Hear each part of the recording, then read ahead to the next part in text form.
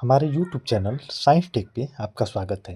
आज हम इस वीडियो में डिस्कस करेंगे एक वाटर ट्रीटमेंट का एक टॉपिक है जिसमें हम डिस्कस करेंगे MBR क्या होता है, SBR क्या होता है और MBBR क्या होता है। ये तीनों में क्या डिफरेंस होता है, इनका डिज़ाइन क्या होता है, इसके बारे में हम पढ़ेंगे। तो आइए देखते हैं कि MBR, SBR और MBBR ये तीनों रिएक्टर कहाँ पे लगाते हैं। ये तीनों रिएक्टर का यूज हम किसी ETP प्लांट या STP प्लांट में करते हैं। सीवेज या इफ्लुएंट को ट्रीट किया जाता है या साफ़ किया जाता है। पानी, हमें पता है कि पानी का ट्रीटमेंट जो होता है 3 टाइप से होता है। पहला होता है प्राइमरी ट्रीटमेंट, दूसरा होता है सेकेंडरी ट्रीटमेंट, तीसरा होता है टर्शियरी ट्रीटमेंट।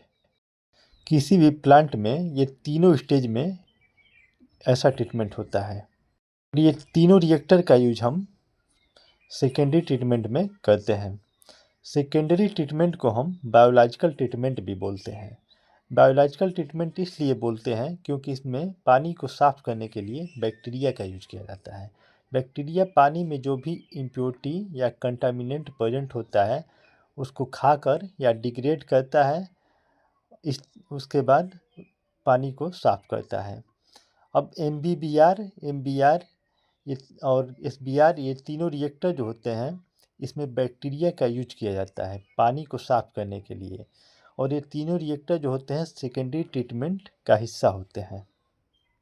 यहाँ पे बार स्क्रीन लगा हुआ है और सेडिमेंटेशन टैंक लगा हुआ है, ये प्राइमरी ट्रीटमेंट का पार्ट है, और इरिगेशन टैंक लगा हुआ है, ये सेकेंडरी ट्रीटमेंट का पार्ट है। और उसके बाद ट्यूब सेटलर लगा हुआ है, ये भी सेकेंडरी ट्रीटमेंट का पार्ट है। और क्लोरीन डोजिंग टैंक लगा हुआ है, और उसके बाद की जितनी प्रोसेस है ये सब टर्शियरी ट्रीटमेंट का पार्ट है। तो यहाँ पे MBR, SBR और क्या कहते हैं MBBR जो है एरिएशन टैंक और ट्यूब सेटलर के बीच में ही लगे रहते हैं। ये सेकेंडरी ट्रीटमेंट के पार्ट हैं, इसलिए ये यहीं पे इनका इंस्टॉलेशन किया गया होता है। ट्रीटमेंट में बैक्टीरिया का यूज किया जाता है, इसलिए इसको बायोलॉजिकल ट्रीटमेंट भी बोलते हैं। और ये तीनों रिएक्टर को यहीं कहीं पे इसके बीच में लगा के पानी का हम ट्रीटमेंट करते हैं। अब देखते हैं MBBR क्या होता है। MBBR क्या होता है, इसको मूविंग बेड बायो रिएक्टर बोलते हैं। इसको मूविंग बेड बायो रिएक्टर बोला जाता है। यह जो होता है बायोलॉजिकल ट्रीटमेंट का पार्ट होता है, जिसका यूज हम इंडस्ट्री में या सीवेज के पानी को साफ़ करने के लिए किया जाता है। इसका डिज़ाइन कैसे होता है, इसका डिज़ाइन बहुत ही सिंपल होता है और कम्पैक्ट होता है। कम्पैक्ट मतलब बहुत छोटा ही होता है। और इस सिस्टम का यूज हम करते हैं वेस्ट वाटर या सीवेज के पानी में COD, BOD और अमोनिया को रिमूव करने के लिए, COD BOD को कम करने के लिए और अमोनिया को रिमूव करने के लिए करते हैं। MBBR क्या होता है, यह एक टैंक होता है जिसमें हम क्या करते हैं कि सीवेज या वेस्ट वाटर के पानी को इकट्ठा करते हैं। अब ये एक टैंक है, तो टैंक के नीचे के साइड में एरिएशन करने के लिए इसमें एयर डिफ्यूज़र लगाया गया होता है, और इस एयर डिफ्यूज़र में एयर ब्लोअर की हेल्प से एयर की सप्लाई की जाती है, जिससे क्या होता है कि एरिएशन होने लगता है इस टैंक में। होगा तो इसमें बैक्टीरिया जो होते हैं ऑक्सीजन लेकर अच्छे से ग्रो करते हैं। MBBR के लिए बहुत ही कम जगह की आवश्यकता होती है। पिक्चर को ध्यान से देखिए, ये यहाँ से इनलेट वाटर जो होती है, सीवेज जो होता है MBBR टैंक में इंटर करता है, और इसमें नीचे से एयर ब्लोअर की सहायता से इसमें एरिएशन कराते हैं। एरिएशन में एयर नीचे से ऊपर की तरफ जाती है, और इस इस टैंक में बहुत सारे प्लास्टिक मीडिया को फिल किया गया होता है। ये टैंक का लगभग आधा हिस्सा प्लास्टिक मीडिया कवर किए रहते हैं, जो बहुत से छोटे छोटे मीडिया रहते हैं, प्लास्टिक के बने हुए होते हैं। इस पे बैक्टीरिया चिपक कर ग्रो करते हैं, पानी की सफाई करते हैं। अब इस टैंक में बहुत सारे छोटे छोटे प्लास्टिक के मीडिया को डालकर भर दिया जाता है। इस मीडिया का क्या काम होता है, इस मीडिया के ऊपर जो होते हैं बैक्टीरिया जो होते हैं अटैच हो जाते हैं, और पानी में जो भी अशुद्धि रहती है, इम्प्योरिटी रहती है, कंटामिनेंट रहता है, उसको ऑर्गेनिक मैटर को डिग्रेड करके पानी को साफ़ करते हैं। अब हम नेक्स्ट रिएक्टर देखते हैं MBR है। MBR को मेम्ब्रेन बायो रिएक्टर कहते हैं। यह बहुत ही छोटा प्लांट में यूज किया जाता है। इसको बड़े प्लांट जैसे 5 ml, 10 ml, 15 ml ऐसे प्लांट में नहीं लगाते हैं। यह छोटे प्लांट के लिए बनाया गया होता है।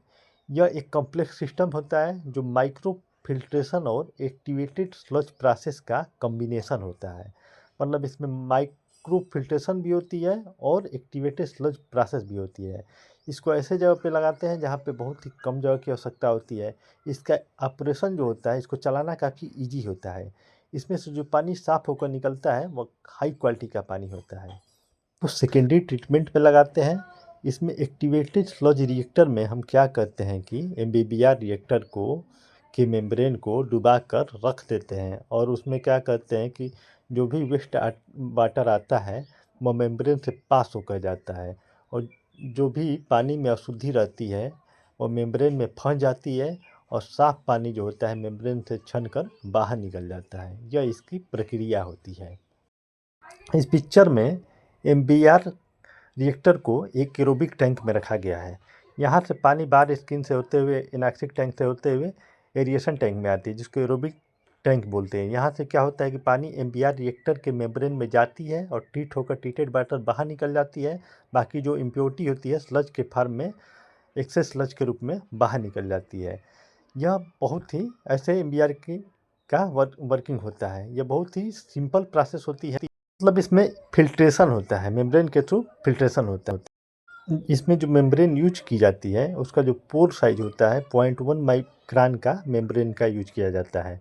जो पानी में मौजूद जो TDS होता है, TSS होता है, कोलिफॉर्म बैक्टीरिया होता है, इसको हटाता है। इसकी मेम्ब्रेन को 2 महीने या 3 महीने पे एक बार क्लीनिंग की जाती है जिसको हम CIP बोलते हैं और इसके लिए हमें एक केमिकल की आवश्यकता होती है जिसको सोडियम हाइपोक्लोराइड बोला जाता है। इससे CIP किया जाता है। अब हम नेक्स्ट देखते हैं SBR क्या होता है। SBR को सीक्वेंस बैच रिएक्टर बोला जाता है। इसमें क्या होता है कि एक बड़ा टैंक होता है जिसमें बहुत सारी प्रोसेस जो होती है एक के बाद एक होती रहती है। यह भी बायोलॉजिकल ट्रीटमेंट का पार्ट होता है, यानी ये भी सेकेंडरी ट्रीटमेंट में लगाया जाता है। इसमें पानी को ट्रीट करने के लिए बैक्टीरिया का यूज किया जाता है। पानी को साफ करने के लिए बैक्टीरिया का यूज किया जाता है। जो होता है एक बड़ा सा टैंक होता है और टैंक है तो टैंक के नीचे के साइड में बहुत सारे एयर डिफ्यूज़र लगाए रहते हैं जिससे एरिएशन होता है। एरिएशन जो होता है टैंक के नीचे से ऊपर की तरफ होता है। ऊपर वाले भाग में टैंक के ऊपर के भाग में एक डिस्पेंसर होता है जो एक पंप से जुड़ा होता है। टैंक के नीचे वाले भाग में स्लज निकलने के लिए एक स्लज की पाइप लाइन लगी रहती है। अब देखते हैं इसका कैसे वर्क होता है। सबसे पहले पानी जो होता है पानी की फिलिंग होती है जिसके कारण टैंक भर जाता है। उसके बाद हम एयर ब्लोअर को चला देते हैं जिसके कारण टैंक में एरिएशन होने लगता है। टैंक में एरिएशन नीचे से ऊपर की तरफ होने लगता है जिसके कारण बैक्टीरिया जो होते हैं इसमें ऑक्सीजन को पाकर पानी में मौजूद जो भी इम्प्योरिटी होती है उसको ब्रेक डाउन करते हैं, उसमें प्रेजेंट ऑर्गेनिक मैटर का ब्रेक डाउन करते हैं।